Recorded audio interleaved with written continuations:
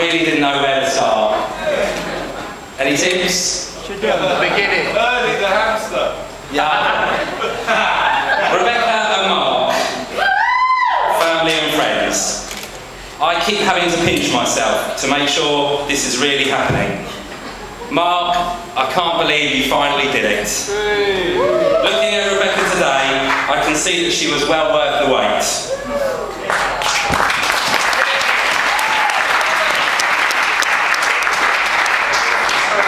Tonight, instead of a more traditional speech, I'm going to tell you a story. Some of the greatest stories ever told originate from the Bible, and tonight is no exception. So I will tell you my story in biblical speak, and it begins many years back in the year 1977. My story takes place at a school called JFS, which lay on the edge of the wilderness they call Camden. And so it came to pass that when Bert, that's me, did enter into the school of JFS for the first time, his eyes came to rest upon a strange boy. And the boy was pale and thin and wore national health glasses held together.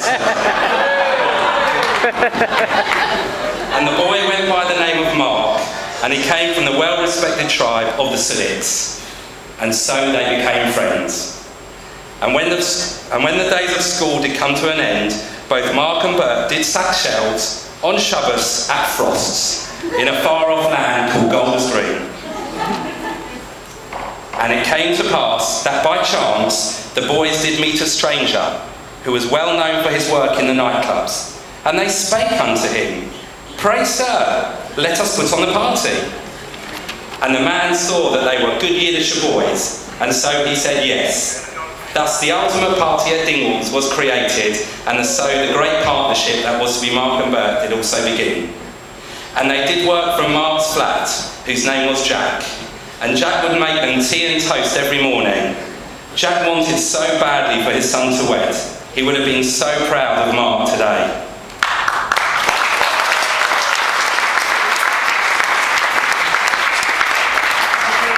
Many months passed, and very soon they ruled over all the young partygoers in the kingdom of North London.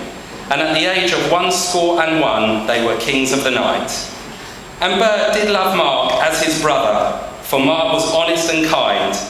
But alas, he did have many strange ways. And Mark did claim to have the greatest knowledge in all the kingdom of Hampstead Garden suburb.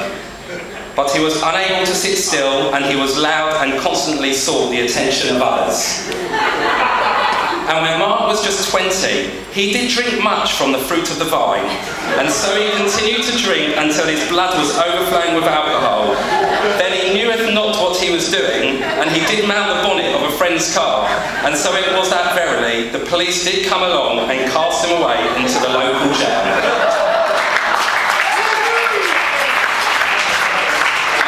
His friends journeyed to Greece and stood high on a mountain for photographs. And the photographer did say, "Pray, move backwards, for I cannot fit you in the picture." And so Mark moved backwards and continued to move backwards until suddenly he did disappear and was nowhere to be seen. And when the others looked, he had fallen 30 feet off a cliff.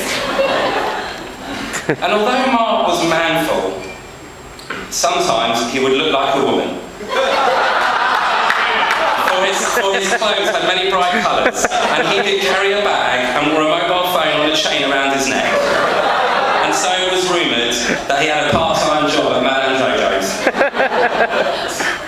And Mark was blessed with many riches, for he did have many sheep, oxen, camels, and a Mercedes-Benz SL350 convertible. Through the years, he did have all manner of expensive cars, but alas, one by one, he did write them off. And so Mark had many riches. Yet still, it did cause him much pain to spend his fortune, and brought down his grey hairs. For his heart did stop if his brethren did care to over-order, even in cheap restaurants.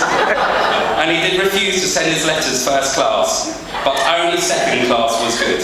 And when he found a bargain pair of trainers on the internet, he did buy 9. And all his days were spent surfing the net for cheap rates. And when he found higher interest on his savings, his spirits were lifted and he rubbed his hands with glee, even if it was just 0.25%. But alas, Mark was a dramatic, sickly man and had cause to see many doctors and visit many hospitals. For he had broken toes and fingers, back pain, and he did call the ambulance when he had salmonella poisoning. And so all the doctors in the surgery knew him well, and he did speak to them every day. And Mark was a player and had many maidens, but he swore he would never get married. And he was not blessed with sons, but he did have 2 cats called Dolce and Gabbana, who fled. And it came to pass that in a far-off land, in a holy place called Napa, that Mark did come to rest there. He ran a nightclub where they did have fun, and Mark continued to have hundreds of maidens. And one day, a young virgin did happen to come into Mark's nightclub who went by the name of Rebecca. She was beautiful, and when Mark first laid his eyes upon her, his spirits and loins were lifted. And Rebecca was a beautician from Milton Keynes, and so they courted, and Rebecca did move in, and they had the same cars, Burberry luggage, and were known as the Posh and Becks of Bradford.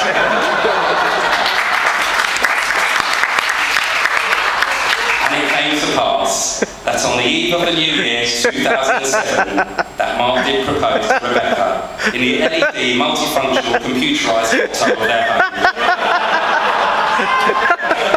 And when Rebecca agreed, Mark rubbed his hands with glee, and all the arrangements for the wedding were made. And it is said that there was a big stag night that took place in Marrakesh, of which there was no record. Soon after, Rebecca and Mark were married at the Landmark, and Rebecca did look stunning in her bridal gown, and Mark's heart sang out, and he was filled with joy. All the congregation did rejoice and did dance and make merriment. Mark and Rebecca, I wish you everything that your hearts desire, and hope that your future together is filled with joy and happiness. So please, everybody, be upstanding and see that your glasses are charged. The toast is to our wonderful bride and groom, Rebecca and Mark.